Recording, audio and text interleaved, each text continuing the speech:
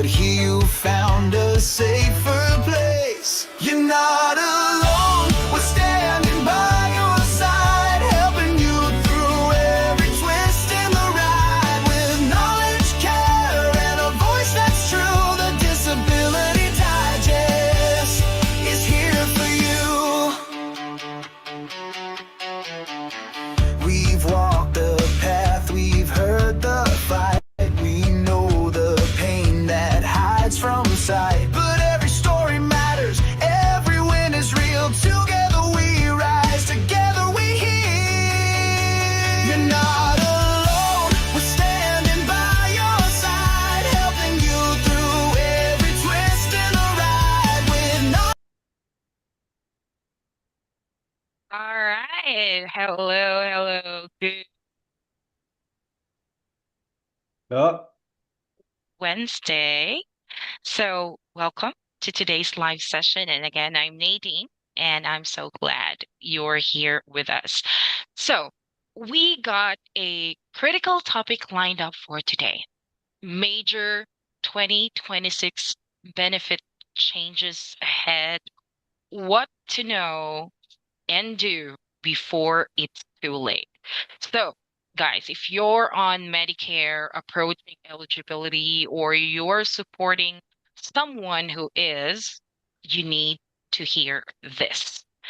So, today I'm also honored to let you know that we are going to be joined by a special guest who's on the front lines of helping people protect their health and financial security. And of course, later on, we are also going to open the floor for live questions. I'll be sharing details later on how you can join. So let me first introduce you to today's panel. So, of course, first we have Brian, founder of the Disability Digest. So his mission has always been to help people get, keep, and maximize their benefits. And Mr. Philip Price, who leads an online community supporting our members through the disability process. And drum roll, please. Last but not the least, Mark Snihurowych, founder of Disability Health Advocates. Mark helps SSDI law firms educate clients on their Medicare options while staying fully compliant and building new revenue streams. And his mission is all about transparency, education, and doing what is right for the clients. So, Mark, we are thrilled to have you here with us today. Thank you. great. Thank you, Nadine, Philip, Mark.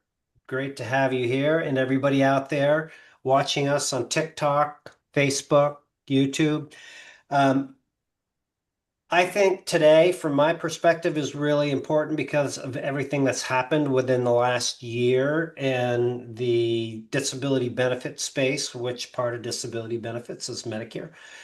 And so there's very few ways in which you can really impact your benefits for Social Security. People are commonly asking, like, am I entitled to more? Can I get more?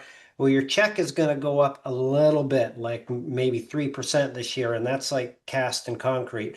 But where there is major opportunities is in your healthcare coverage, because healthcare is going to, if you don't do it right, especially, is going to impact your income. So for Mark being here, if I look at, like, from my perspective, like some of the most influential people in areas, I got to say Mark is, because he, as Nadine introduced him, he works with not just lawyers and attorney. I'm a non-attorney, and you help us with our Medicare, but you have personal clients and you have agents throughout the US, which gives you like a very good lens into what's going on out there. So thank you for joining and communicating what's going on to our members. Appreciate it. My pleasure. Happy to be here. Yeah. So let's start with, kind of the worst first. We're going to go through the cost. We'll talk about the big, beautiful bill and how that's going to impact healthcare coverage.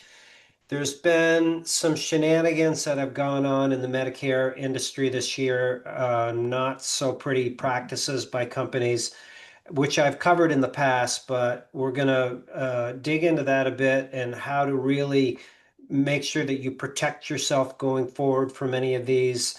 Then we're going to talk about choosing the right plan, but note your calendars.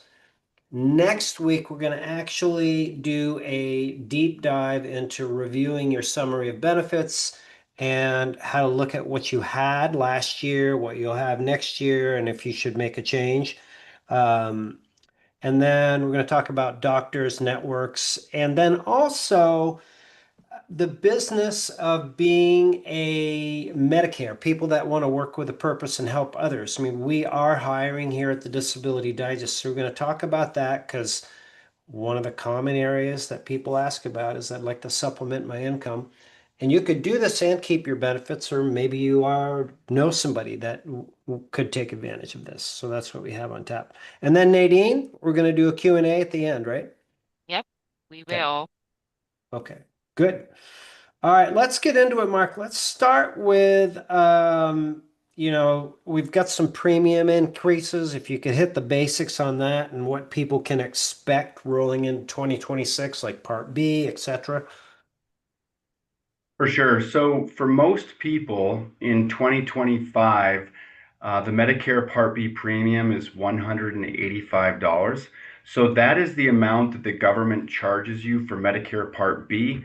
Part A is an entitlement. So most people, obviously today, I'll probably say the word most and many a lot because there are a lot of exceptions to the rules and not everyone fits into the same bucket. But just speaking most generally to the most common scenario, most people pay $185. And the way that that $185 is paid is if you are drawing Social Security or receiving Social Security monthly payments, that $185 is already taken out by the government before you get your Part B, or excuse me, before you get your Social Security deposit. Now, there are exceptions to that. Like I mentioned, firstly, if you are receiving financial assistance from the state, like Medicaid, that is typically paid by the state. If you earn more than the $185 level, you could pay up to well over $600 a month for Part B if you're earning over $750,000 per year. And then there's a lot of different steps between that depending on your income based on 2 years ago. So in 2025, it would be your 2023 income listed on your tax returns that would affect your Part B premium. Now, of course, there are other exceptions to that rule that in some few areas around the country, different health plans might rebate part of that $185, but most people do pay $185. Now, for 2026, it's has not officially been announced yet, but it's estimated that the Part B premium will be $206.50. So it's going up about $21. Well, exactly $21.50 is the estimated amount. So that's over 10%, actually over 11%. So as Brian was saying earlier, you are going to be getting a raise for Social Security, but then you're also going to get an increase on your Medicare Part B premium. Yeah, yeah. I want to talk about, one of the big beautiful bill in a minute, but I also, before we do that, some of the other details, like are you seeing, like, there's a Part D cap increase that's going on out there? Is that something significant that people should be aware of? Well, I guess it depends on your point of view, but so the cap is being increased by $100. So that's 5%. So not a big overall deal. The real large change was from 2024 to 2025, where the cap dropped significantly. So that was awesome. That the most you could have, the most you'd have to spend for your prescriptions dropped from thousands and thousands of dollars down to $2,000, except for that many of the prescription drugs that people were taking were then dropped off of the formulary. So in order to be covered under that $2,000 max, the drug had to be listed on the Medicare formulary. And so that obviously caused problems for a lot of people that may have paid $95 a month in 2024, which was a lot of money. Yep. But then in 2025, it wasn't on the formulary at all. So they might have had to pay way more, even though the total cap was reduced. So it's it's a great benefit for some people and a devastating change for others. Mm-hmm. All right. So the big topic is this big beautiful bill, and leading into this, there's a lot of adjustments in the Medicare coverage, and the big beautiful bill. It appears to me that there's some it's attempting to recover some costs because there's less benefits available as a shift from, taking money out of Medicare. That's just my take. But from your perspective, I don't know if you have anything to add to that, but how should people prepare for this? I mean, right now they should be getting their notice of change, right, for their plans. Uh, Yeah. but what advice do you have for people based on what's gone on in the bill, how it's impacting, and how they should adjust? For sure. So again, I'm not a policy expert, but just understanding how this works. I mean, it seems like the big beautiful bill. I mean, they're cutting over $1 trillion in health programs. So of course, that's multiple different health programs, whether it's Medicare, Medicaid, Affordable Care Act, et cetera. And it's the largest rollback of healthcare support in the history of the U.S. So even though they are cutting about $1 trillion, it's expected that this bill will add 3.4 I mean, they're cutting $1 trillion and it's going to add 3.4 trillion to the deficit. So got to figure out how that math works. But so they're saving here, but they're spending more. In terms of how it relates to Medicare, a lot of the big beautiful bill influence, I should say, is indirect to Medicare. So the funding is changing, and as a result of that, there are increases to certain costs associated with these health plans. But in terms of Medicare, the biggest impact that we see is on the Medicaid side. So the Medicaid side is really only relevant to Medicare beneficiaries if they have both Medicare and Medicaid. So people with Medicare and Medicaid are referred to as dual eligibles because they are eligible for both programs. But the big beautiful bill cuts Medicaid, it cuts the SNAP, or formerly known as food stamp program. But also as it relates to Medicare, some of the big changes are who is eligible for Medicare based on their work requirements, immigration status, things like that. The good news is it doesn't appear that anyone who currently has Medicare will lose Medicare, but obviously that is yet to be seen. But for the most part, it is the restrictions are in the future based on your status in the U.S. But certain people are no longer eligible for Medicare now, like refugees and people granted asylum, people with temporary protected status. Some interesting ones like survivors of human trafficking, survivors of domestic violence, and then people that were granted humanitarian parole are no longer eligible. So, but again, that's a small, relatively speaking, a small portion of the population. So the things that the typical person will most frequently notice are a reduction in some of the extra benefits that come along with some of the Medicare health plans, like dental and vision, other things might be reduced. And then some of the cost sharing, co-payments, co-insurances, those sorts of things might increase. Okay. The um, one of the things that has been brought to my attention is for the Medicare Advantage plans, which like 95% of the people in our audience are on one, is the maximum out of pocket has gone up. I remember like it was pretty common a few years ago. You'd see them in the $5,000-6,000 range. But what are you seeing out there for like the level? Like, is there a number that, oh, that's kind of average that stands out for you?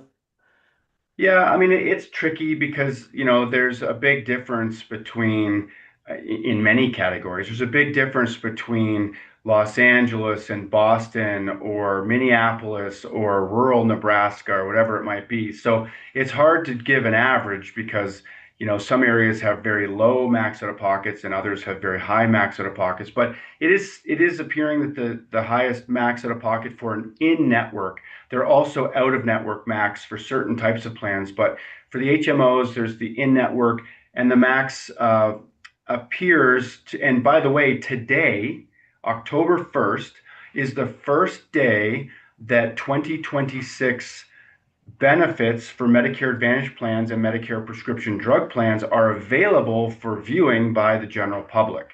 So if you were to have looked for 2026 benefits yesterday, you wouldn't have seen them, but today you should be able to easily find them through Medicare.gov or through the insurance carrier websites, et cetera. But to answer your question, it does seem like the part or the max out of pocket is going to be north of $9,000.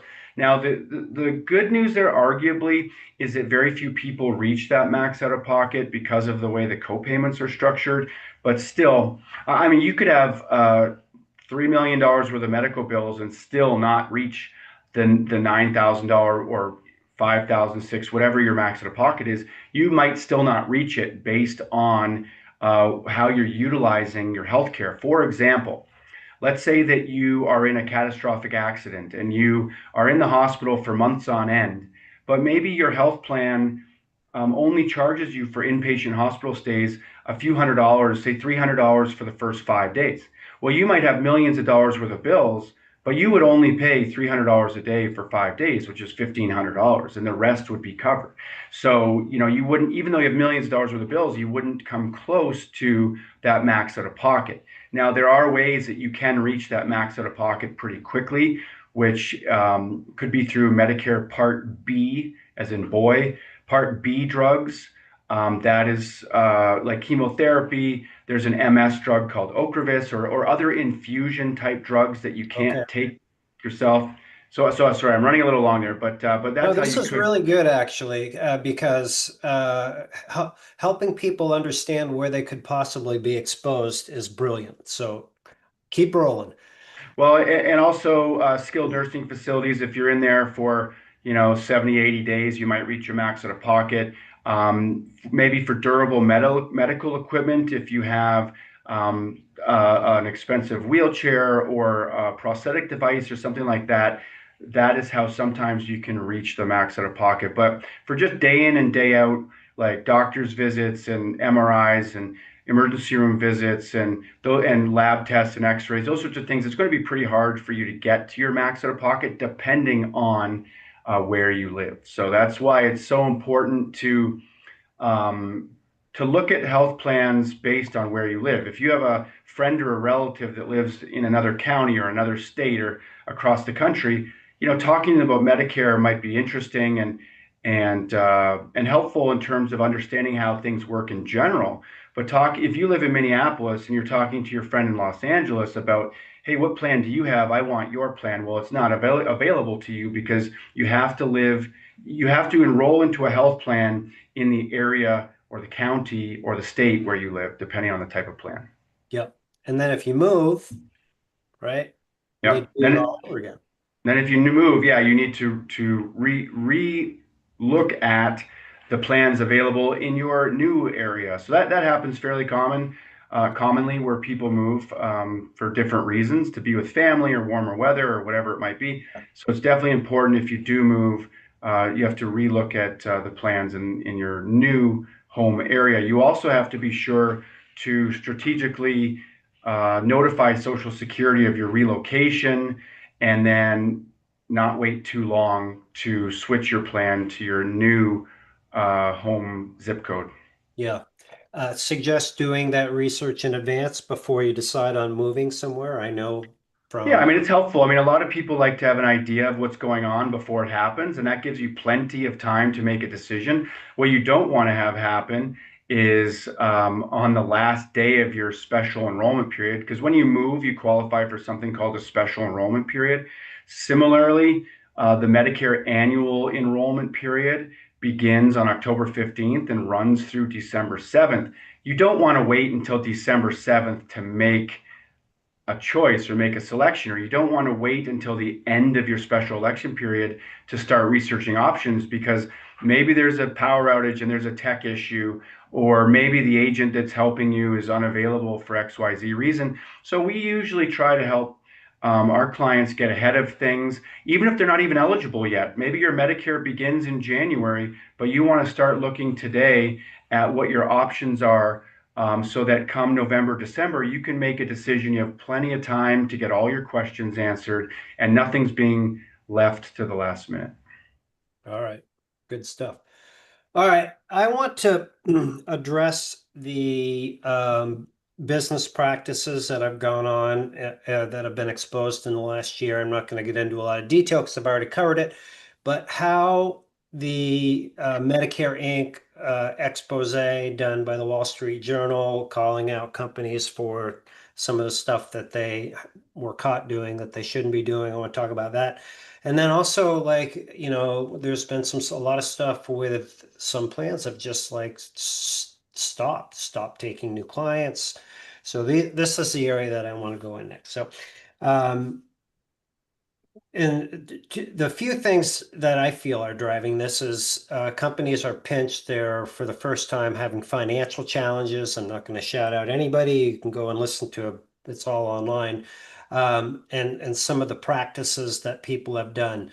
When I say some of the people have done, companies have done. So that being said, um, it's the whole when you go to the doctors and they've got the white coat on and everything is just, going to be fine, but it's not always that way.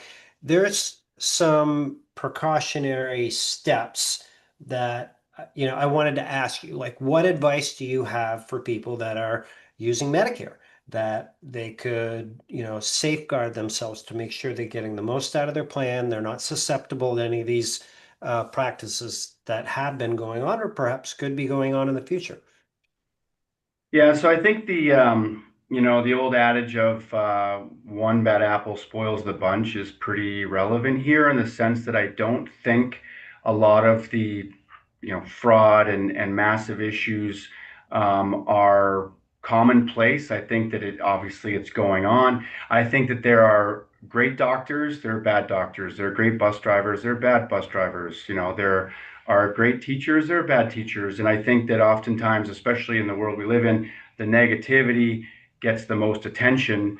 I think in our experience, I'm not commenting on who's doing right and who's doing wrong, but I'm just going to say in our experience with our clients, most of them are treated very well, regardless of the insurance company. I mean, some of them have some issues here or there, but most people have a pretty positive overall experience with their health plan. So that's important to consider. And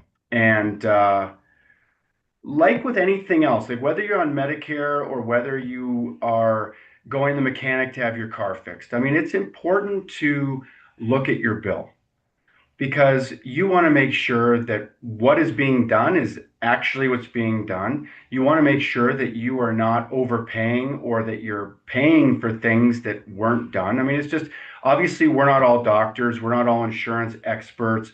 We don't all know how to properly read the medical, or excuse me, the explanation of benefits that you receive in the mail or through email after your doctor's visit. But sometimes, you can get a general sense of what's going on. And at least if you don't understand something, you can ask and find out what's going on.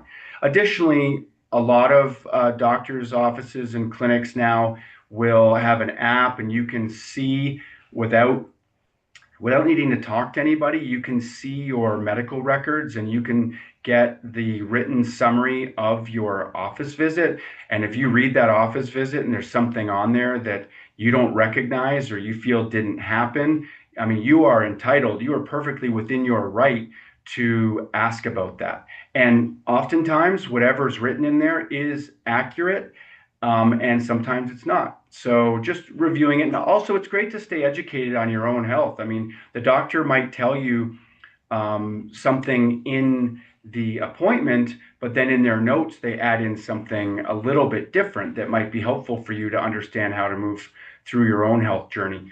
So just basically reviewing and staying on top of that. I mean, it shouldn't be a horrifically time-consuming thing, but definitely making sure. I mean, it saves you money for one. If you're being charged for something that didn't happen, that's important because typically, if they're billing for it, then you're also getting charged a copayment. So you want to make sure that that you're not overpaying. But just staying on top of your notes and your bills is important in many areas of life, not just with Medicare. That's well said. And it totally aligns with like the message that we put out ongoing, regardless if you are still working full time, trying to get your benefits or you're approved, you're journaling and communicating your limitations, reviewing your medical records to make sure that everything is correct. And as Mark indicated, let's use diagnoses as an example. If something shows up that is not in there, here's a real good example of why you would want to clean that up, because you are expected from Social Security, whether you're trying to get approved or approved, to have your conditions treated to prove that you still have limitations that prevent you from working. So if there's something in there that shouldn't be and you're not being treated for it, that could really cause a problem. So good advice. Well, the other thing I would say, just in terms of like trying to take little steps to tone down the heat of aggression that seems to be kind of going on in this country, is that just because it's in there doesn't necessarily mean it's on purpose. It could be a mistake, I and agree. it might not be a mistake. I don't know. But the point is maybe start with a inquisitive, from an inquisitive point of view rather than an accusatory point of view. And I mean, and I'm not trying to be an apologist for anybody. I'm just trying to say it's just easier to start with a more neutral or positive point of view than going in there assuming that your doctor is a fraud, you know, because it is quite possible that maybe you're not understanding something or maybe it was a mistake. But sometimes, obviously, sometimes it is totally fraud. So it's just important to stay aware of all of the different perspectives to consider when there's something going on. Yeah, well said. Well said. All right, let's pivot to some fundamentals of at this point in time right now. You just said the new plans are out, people are getting the notification, what's changing and all that.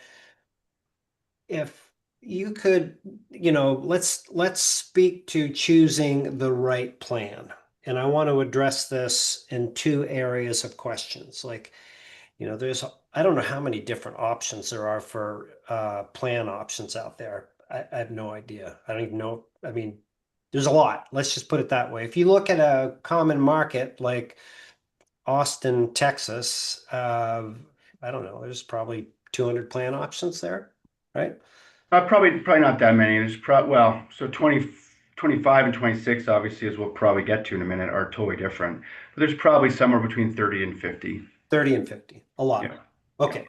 So then you have to look at what company to look for, large versus small. Let's talk about that. And then what aspects to consider within those plans. How should people approach that? Right. So, I mean, when it comes to large versus small, there's a couple ways to think about that. Like sometimes, smaller companies give you a warmer feeling because maybe they have the name of your state in the name of the plan. So that makes it feel, like it's you're shopping locally, so to speak. But sometimes with smaller companies, they have fewer overall members of the health plan, and therefore their risk pool is smaller. And when the risk pool is smaller, then if a smaller, a few people get sick or injured within that risk pool, it can adversely affect the entire group. And so where you have a larger company with the risk pool spread out around the country, arguably that might be a little bit safer.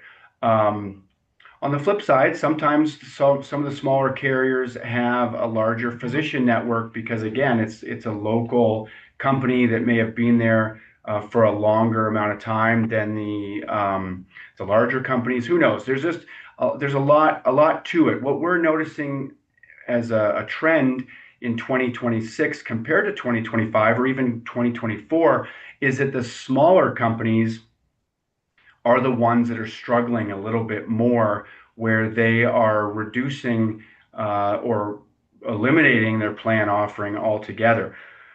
What you should notice probably in 2026 is that there are fewer options total.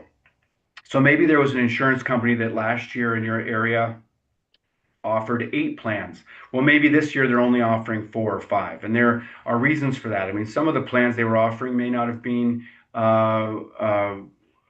well utilized anyways, or people were not enrolling into them in great numbers anyway. So they're getting rid of a plan that no one may have enrolled into, or very few people. So that's part of it. It's not all doom and gloom. Sometimes it's just strategy and best practices. Also, I mean, the amount of money these insurance companies are getting is less than before, so they have to consolidate some of these things. So whether it's a large or small carrier, the good news is, by the way, is that if you enroll into a health plan and it's a large carrier or a small carrier, it doesn't matter, and something happens where that carrier goes out of business theoretically, or the plan that you're enrolled into is no longer available, there are safety nets in place where you are not going to be left without coverage. There is something called a special election period that I very briefly touched on earlier. And a special election period allows you to change into a new plan without any medical underwriting concerns, without any pre-existing condition concerns. You'll be treated, let's say you had a plan yesterday that went out of business on September 30th, and today, October 1st, you have a new plan. You're going to be treated moving forward the same way. You don't have to worry about any exclusions or things like that. So that's the biggest point to consider, is that the only way you're going to be left without coverage is if you don't act. If your plan goes out of business and you don't pay attention to your mail or email and you don't enroll into something, you're generally not going to be switched to a new insurance company without your approval. So you need to take a proactive step to call an insurance agent, call the insurance company, go online, do it yourself if you prefer. By the way, working with an insurance agent is a free service. It's illegal to charge for Medicare guidance.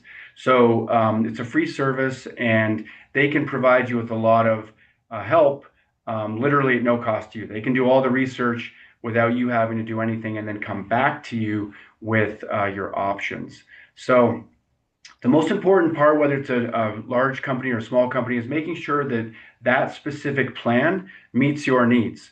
Whether it, like, I wouldn't go with a large company over a small company when the large company might cost you more money. Or I wouldn't go with a small company if your doctors aren't in the network, or vice versa. So you always want to make sure the plan you enroll into makes most sense for you.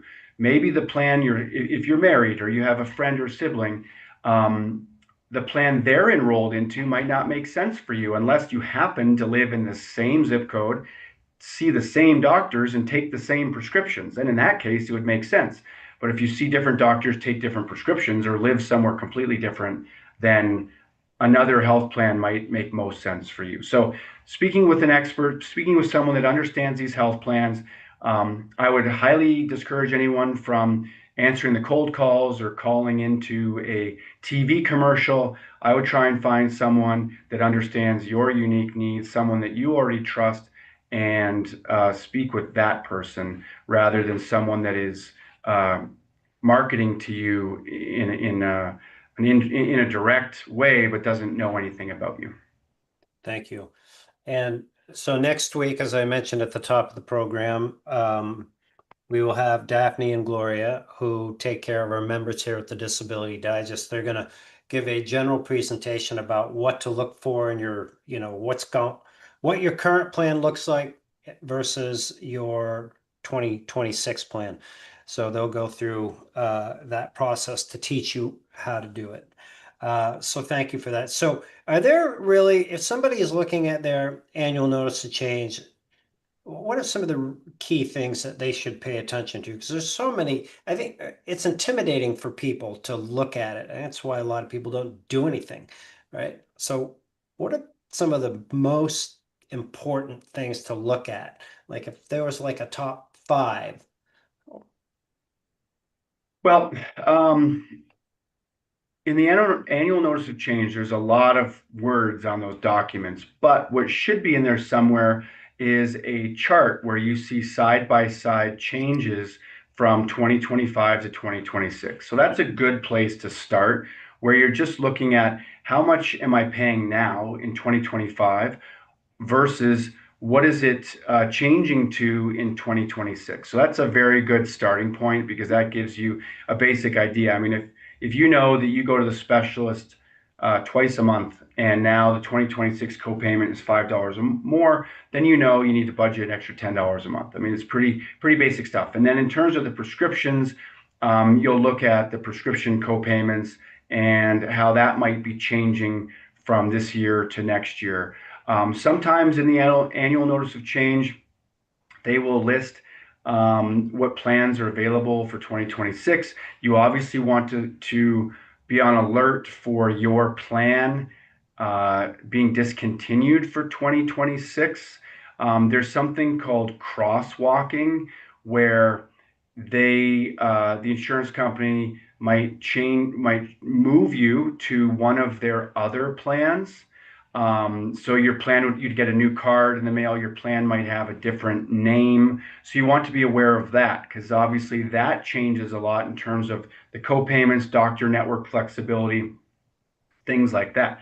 There are other health plans that are not crosswalked, which means that if you don't select a new plan during the annual enrollment period that ends on December 7th, then you wouldn't have a plan for January unless you have to proactively take a step to select a new plan because your current plan might not be available and the insurance company isn't moving you to one of their other plans. So keeping that in mind is pretty important.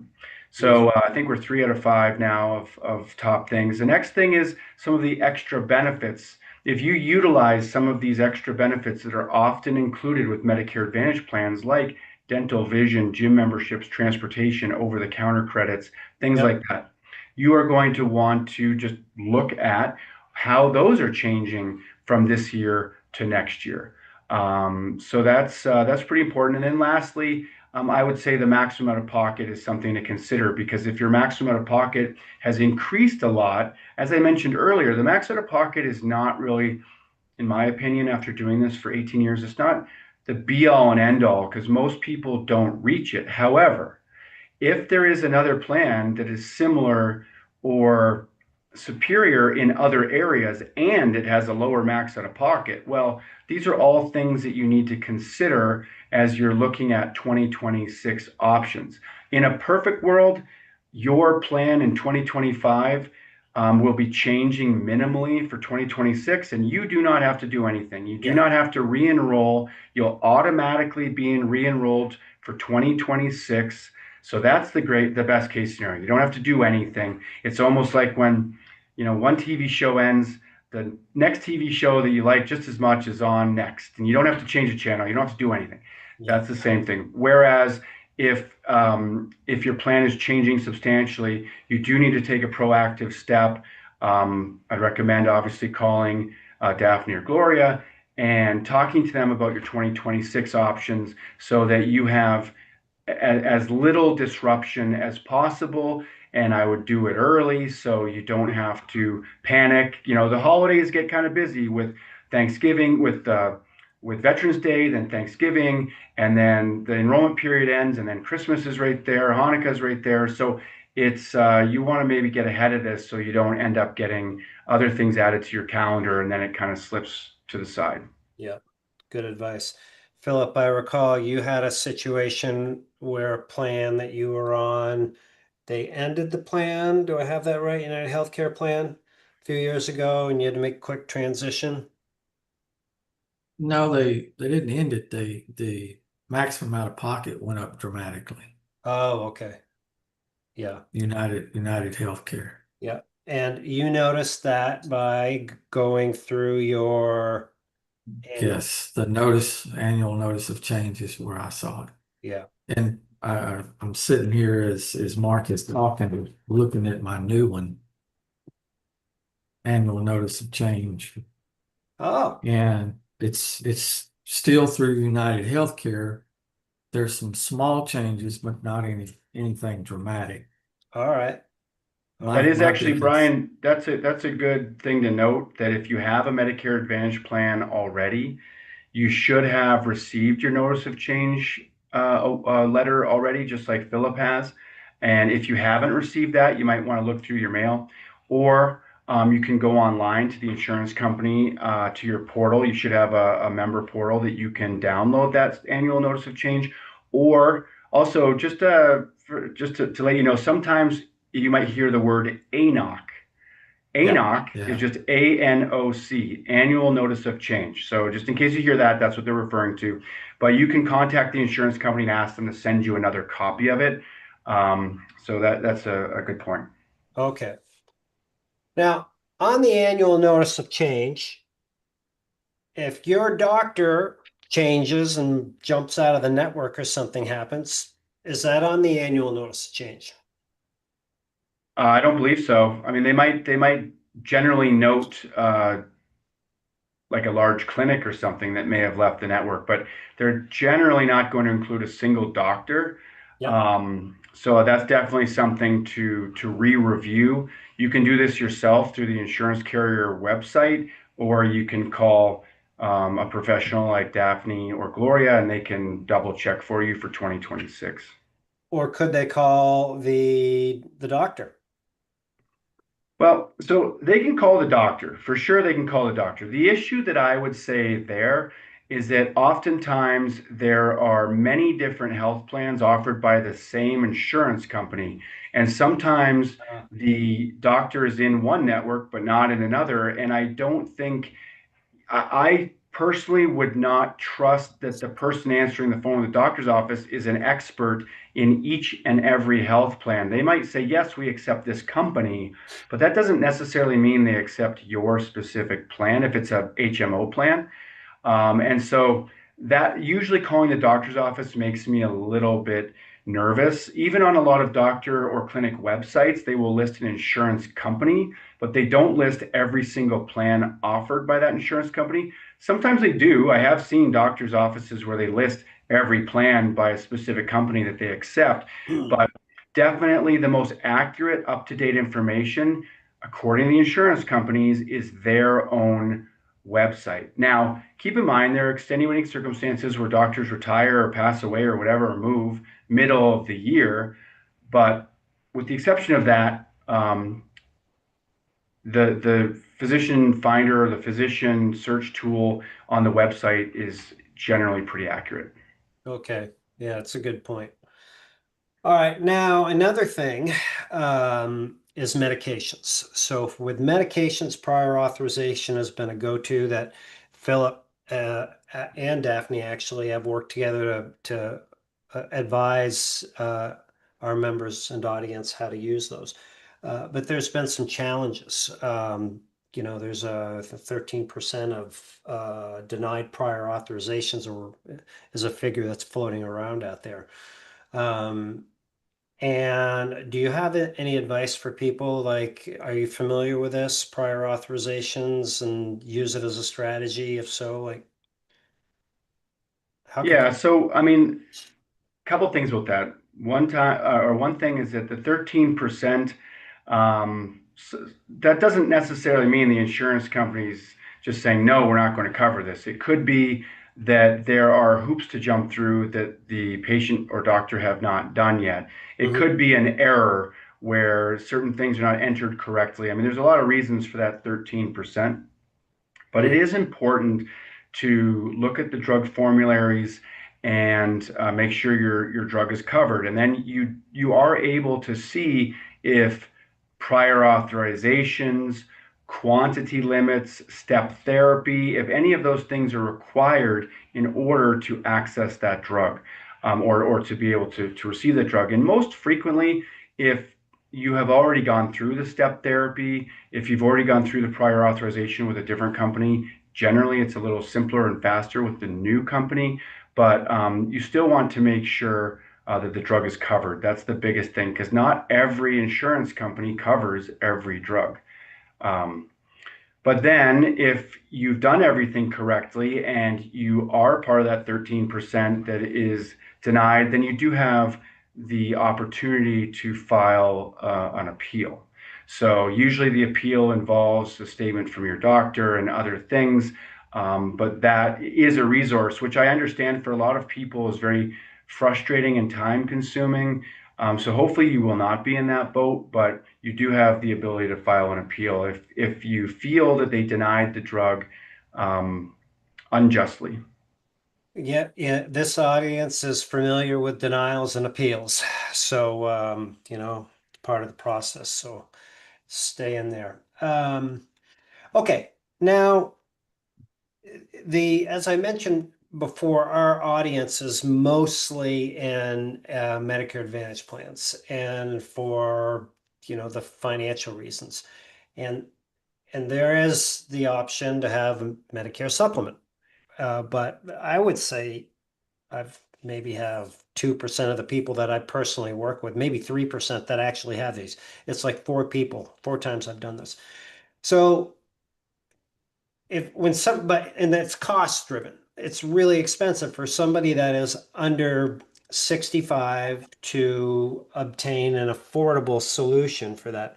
But when they reach 65, then that changes a bit. So in your experience out there, is it common for people that are disability recipients do they consider it? Do you see a trend? Is there anything going on there? Can you speak to that? Yeah, so firstly, in many, if not most states, Medicare supplements are not available to people under the age of 65. So that's the first hurdle. You need to live in a state where it's even an option. On top of that, if I'm not mistaken, in every state that allows Medicare supplements under 65, I think it is only age 50 and above. So if you're 35, a Medicare supplement's not an option, even if it's available in your state. And then the other thing is in most states where Medicare supplements are available to people 50 through 64, oftentimes the premiums are significantly more expensive or the plan options are limited compared to someone who is 65. So there are a lot of hurdles as it relates to under 65 Medicare supplements, which is why very, very, very, very, very, I'd keep going very, very, very, very if we have time. Very few people enroll into Medicare supplements under the age of 65. It's very uncommon. And so the one thing that's important to note, though, is whether you have a Medicare Advantage plan now and you're 40 or 63, maybe you have group insurance, maybe you don't have any insurance other than original Medicare. When you turn 65, you get that open enrollment window to get onto any plan that you want without medical underwriting. Even if you've had Medicare for years, you get a new initial election period. It's actually called IEP2, Initial Election Period 2, where you can get onto a plan. So if you've been wanting to get a supplement, but it's not available in your state or it's cost prohibitive in your state if you're 64, now that you're turning 65, it's an option. So keep that in mind if that is relevant. All right, good. Thanks for sharing that. A couple more topics I want to cover before we want to get into some FAQs, which I've collected some here from members. The numbers for people that actually take action on what we've talked about here today, according to I think it's a Kiplinger report, is not good. Most people do nothing, which is unfortunate, and then they get stuck with something. So there's the whole set it and forget it. Like, I've got my plan. I'm sure it's fine. I don't need to do what Philip's doing. Looks like he likes to read and that's fun for him. Great, right? what can you say to people out there about this to encourage them to really actually take action? Well, so the biggest thing I sort of addressed a little bit earlier is the volatility in the market. Like there is a lot of things going on nationally in all sorts of in all sorts of categories, and Medicare is just one of them. And it's a very tumultuous ride that we're going through in lots of different areas. And so it's important to review your options. You don't have to review them 20 times a year, but at least during the Medicare annual enrollment period, October 15th through December 7th, reviewing your options. If you're happy with your plan, a good agent like Daphne or Gloria, I mean, they're not going to try and change your health plan. If you really like your health plan and your health plan's not changing too much and someone still tries to change your health plan, I mean, that's a bad sign, right? So you want to make sure that your plan is the most appropriate option for you, but especially in this tumultuous environment in 2026 that we're about to step into that we've really never seen before.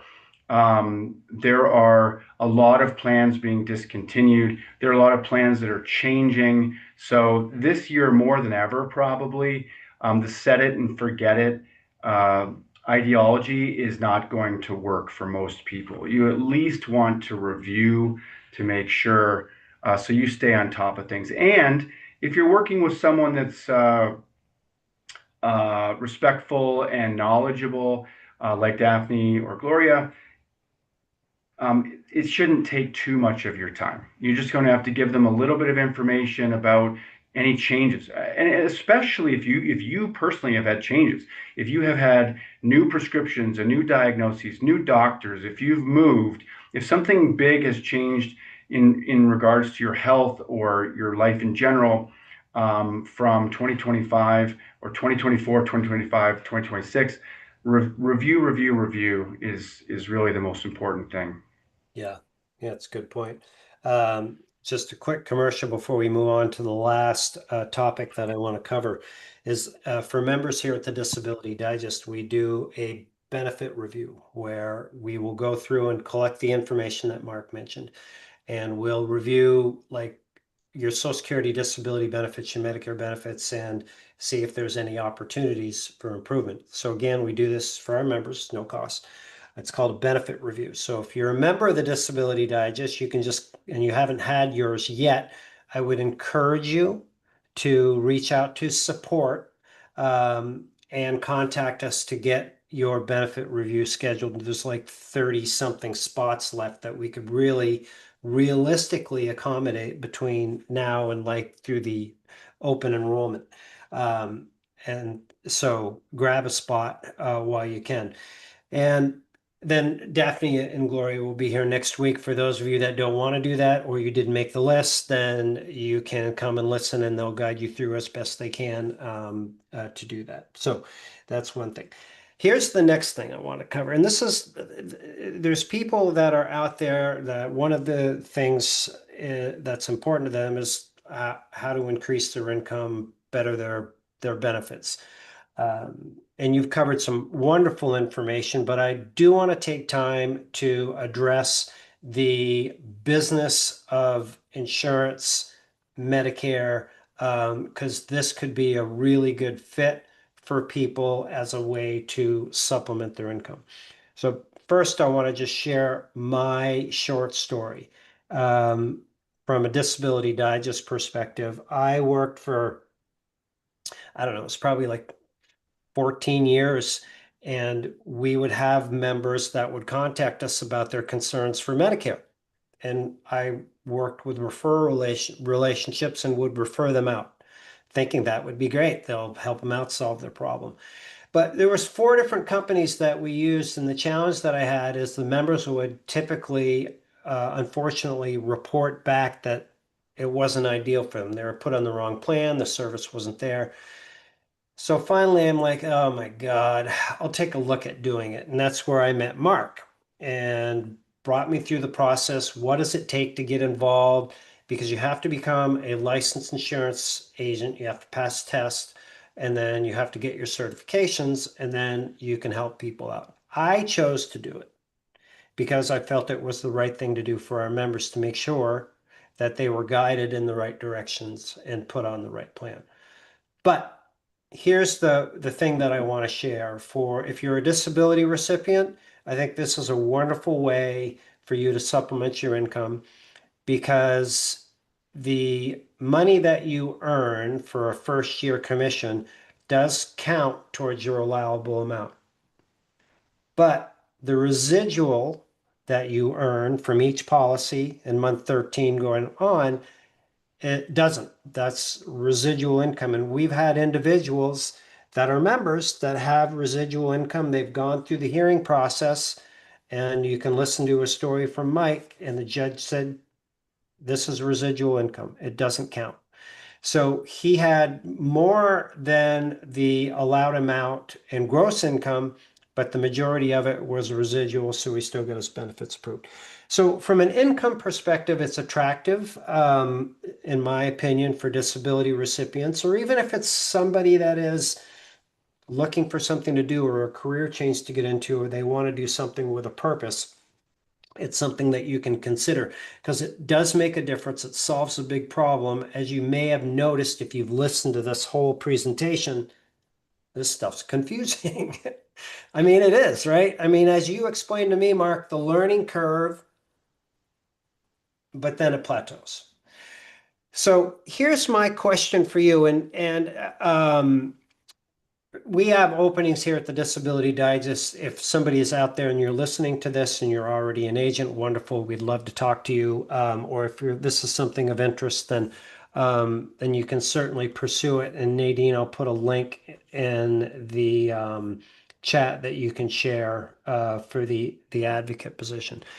But Mark, what I wanted to ask you, because I know you've got a lot of agents out there, I'm not asking how many, but is there like some common denominators, like a common thread that you see through people that, that's what attracted them to this, that's why they're good at this, and maybe that would resonate and connect with somebody out there, like, oh, wow, Mark's talking about me. Yeah, I mean, the one really nice thing about this industry is that you get to choose how involved or not involved you want to be. So you could work 80 hours a week if that's what you want to do. You could work 30 minutes a week if that's what you want to do. And obviously, generally speaking, your income potential is correlated to how much you put into it. But if you only have a few hours a week and you want to help, two or three people and bring in a little bit of extra money every month, well, then that's great. And then with that residual income, it just continues to build and build. The other thing that's important is that, a lot of people like talking to people. They have, strong personalities in a good way where, they want to be able to help someone navigate this. And the secret that that a lot of people don't realize is Medicare is actually very, very simple. Once you understand how all of the parts work, the analogy I like to use, two car analogies I like to use. Firstly, as Brian said, the learning curve. So learning curve is like driving. That when you were 15 or 16, you got behind the wheel. If you're like most kids, I mean, everything's scary, But now most people that drive regularly could probably take any car out of the grocery store parking lot and drive across town or across country, and they're going to get there without an issue. Maybe you live in Florida and all of a sudden you're in New York and it's snowing. You've never driven in snow before. So maybe you ask for help. How do I do this in that scenario? So the learning curve is steep, like Brian said, but then it plateaus. There's only so, if you're working in your own region, like not nationally, if you're just working in your own few counties or state, there's only so many doctors, only so many prescriptions, and only so many health plans. So you can learn that pretty quickly. Additionally, in terms of Medicare being simple, but everyone thinks it's complicated. Imagine trying to explain to someone how to change the oil on their car if they don't even know what an engine is. And most people do Medicare one time.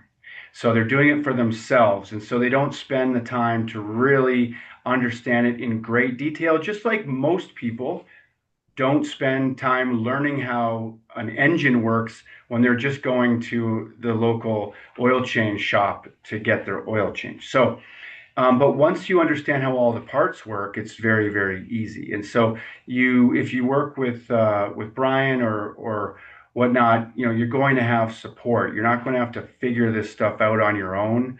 And so that's really important too. So really, it's people that are self-starters, people that want to help people.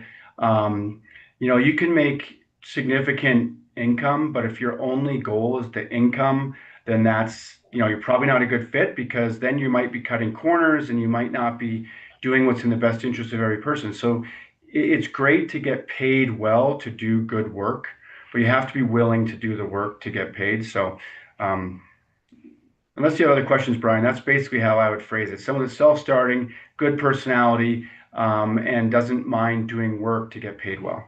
Yeah, no, that's well said. And one of the things that we have here is we have new members that join us every day. I mean, Nadine and Philip know this. They talk to members like all the time. So these problems, it would be nice if they went away.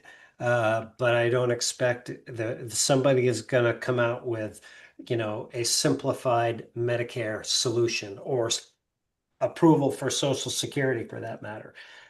So we are here as a result of a confusing process. So if this is of interest to you, reach out to us. We'd love to engage with you and have a conversation and see if it may be a fit for you. So I want to pivot into some question and answer. I know we're running a little tight on time here, but I want to see if we can sneak in maybe 7-8 minutes of questions. And Nadine, turn it over to you for a moment. See if you have any that are in the queue there you'd like to address. If not, I've got some here, or when you're done. Sure. So we got some questions here from the comments.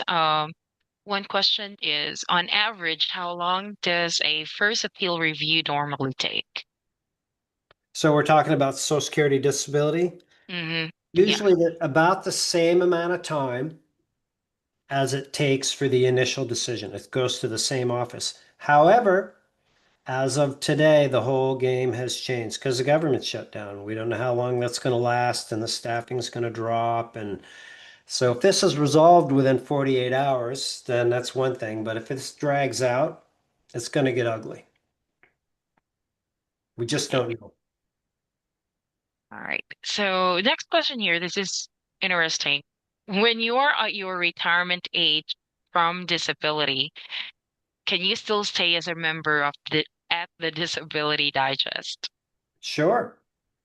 Yeah, like this information today is definitely in Yeah. line with that. And as a matter of fact, the 65 on, we are developing a whole educational series for that market. So thank you for asking that question.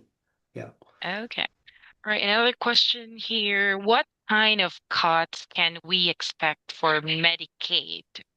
I've currently filed for SSDI, and Medicaid is my only choice for doctor visits.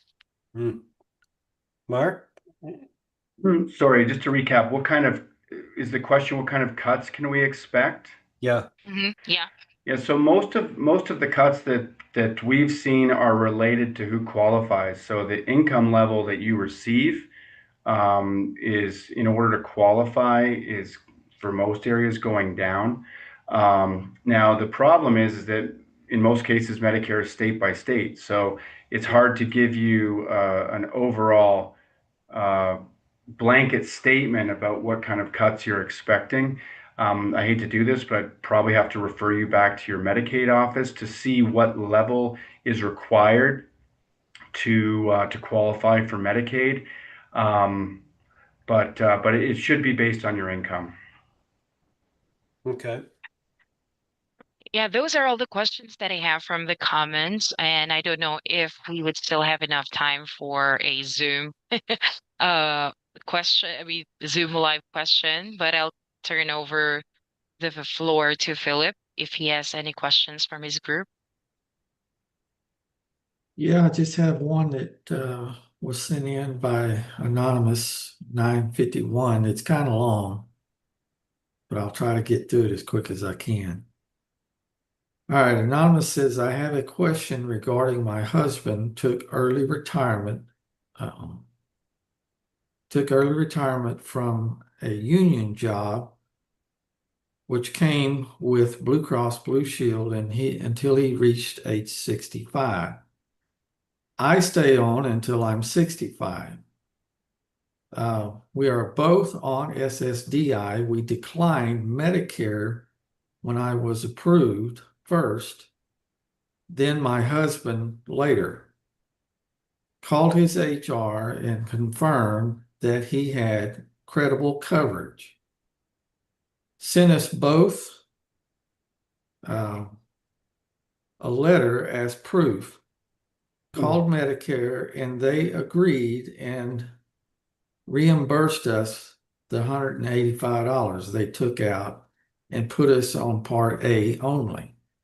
Been that way for 3 years for my husband and 2 years, or been on that for 3 years for myself and 2 years for my husband. Read on Facebook page that retiree health insurance is not credible coverage because he's not actually working. I called Medicare, and 2 weeks ago I was told that his insurance is not credible coverage, and I'm now in 30% penalty, and my husband is 20%. Called his HR again, and she reached out to the union broker, and he confirmed that it was exact credible insurance offered to employees who still work for the union. She sent me the email from the broker who stated absolutely is credible even as a retiree. This is the wording from the HR to the broker. And there's some feedback that the agent had given them, I guess. But I guess the question is, does that make sense? Is it? It makes sense. So the way that credible coverage works is that, of course, you need to prove that you had credible coverage from the time you were first eligible for Medicare until you enrolled in Medicare. So in this situation, 2 years for the spouse and 2 years for the comment, or 3 years for the commenter. So if they can get a letter of credible coverage showing that from the time they turned 65 until they wanted to enroll into Part B, there should not be any penalty at all. So it's 10% of the Medicare Part B premium for each year. So it's not really 20 and 30%, but I can see how they got to that math. But still, if they can prove, now HR is probably not, they're probably not going to take that. They need the letter of credible coverage from the insurance company, which maybe HR can procure that for them, or maybe they need to call the insurance company directly to get that letter of credible coverage. But also on their annual notice of change letter that they should have received every year, in there or in that packet somewhere, it should have referenced credible coverage or not. But the short way to answer this is they just need to provide proof from the insurance company to Medicare that this insurance they've had is credible. And if it is, then they should have that penalty waived. Now, keep in mind that there are two credible coverages that need to be considered. One is the health plan, and one is the prescription plan. Usually, if one is credible, the other one is, or if one isn't, the other one also isn't. But occasionally, the health plan will be credible and the drug coverage won't be credible, or vice versa. So you just need to address both of those. So in addition to your Medicare Part B penalty, I'm guessing you also have a Part D penalty for the prescription drugs as well. But yeah, definitely make sure that you can provide that in writing from the insurance company to Medicare, and then everything should work itself out. Nice.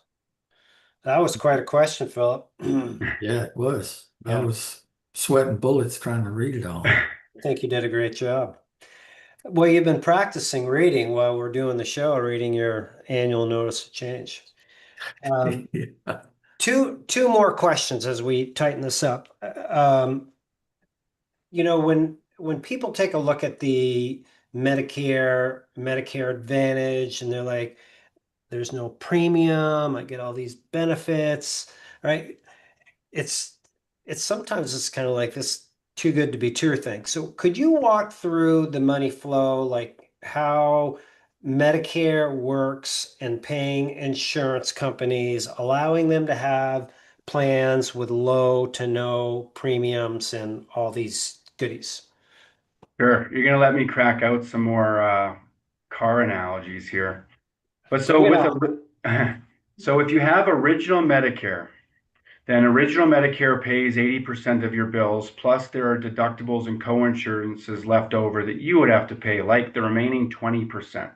So original Medicare processes and pays 80%, leaves you at 20%. I'm simplifying this, but that's basically the idea.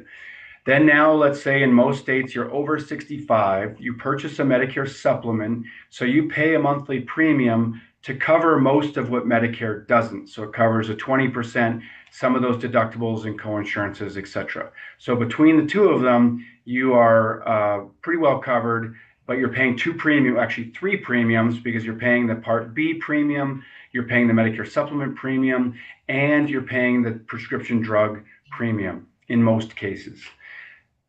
On the Medicare Advantage side, rather than Medicare paying every bill and then the Advantage company paying what's left, what Medicare does is they contract with private insurance companies, and they pay those insurance companies a lump sum every month to administer your benefits. So if you have enrolled into a Medicare Advantage plan, original Medicare is no longer directly paying your doctor. They sent a lump sum already to your health insurance company, and now the health insurance company pays all of your medical bills, with the exception of the co-payments and co-insurances that you have to pay.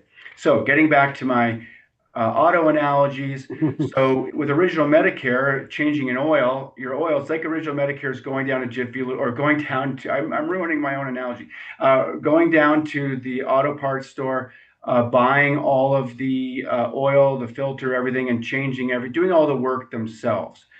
A Medicare Advantage plan is almost like going to Jiffy Lube or somewhere like that, where you're just paying someone else to do the work. At the end of the day, your medical benefits are administered, your Medicare benefits are administered, your medical coverage, medical care is covered, and you're paying for it one way or another, either in premiums or co-payments and co-insurances, and sometimes also premiums. But then, like Jiffy Lube, Medicare Advantage plans might offer extra benefits. Jiffy Lube might have free coffee and magazines.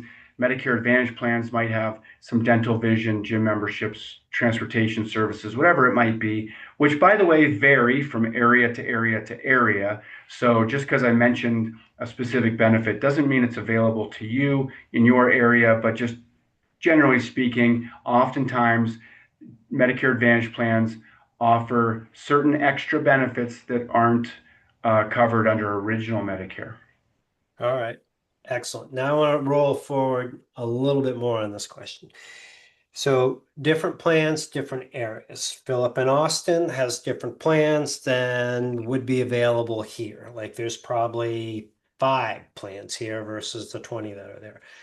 And so can you explain like the number of people and the amount of money that they would have in a certain geo and why that fuels this? Sure. So, I mean, obviously, I don't work for an insurance company, so I don't have all of the extreme details as to how they choose these plans. But generally speaking, in more urban areas, there are more options. And there are more options because there are more people, there are more doctors. So, finding physician networks. I mean, if you live in a really rural area where there are 6 doctors within 40 miles of your house, for an insurance company to enter that market and try and get all those doctors in the network, because if they only have 2 of them, that's really difficult. So to get all 6 in the network, it's difficult for you if they only have 2, but if they only have 6 doctors, and to get all 6 in the network could be a challenge. But somewhere like Austin, where maybe there are thousands of doctors, if they can even get a large percentage of those, then it still gives their plan members a lot of flexibility for doctors to see. But also, arguably, it can be more expensive to offer health plans in rural areas where certain specialists are not even an option. Like you have to travel a long way to get to a specialist and things like that. So basically, where there's more people, and specifically, even though I know this is the Disability Digest, but keep in mind 90% of Medicare eligible beneficiaries are over 65. So you want a large population, and you also want a large population of retirees. If the whole population is 20-year-olds, that doesn't really help Medicare health plans all that much if only a small percentage are on disability. So large population, lots of doctors, lots of retirees generally results in more plan options and oftentimes more benefit rich, less expensive plans. Yeah. And this is just my theory. If somebody is a Medicare service company provider in Austin where it's competitive versus here, then to be more competitive, my hunch is every year you got to come out with something new, brighter, shinier to attract people. Because if a plan that came out 3 years ago, it's still the same plan, although you can't adjust it and change it, right? So, I mean, is there any validity in my theory?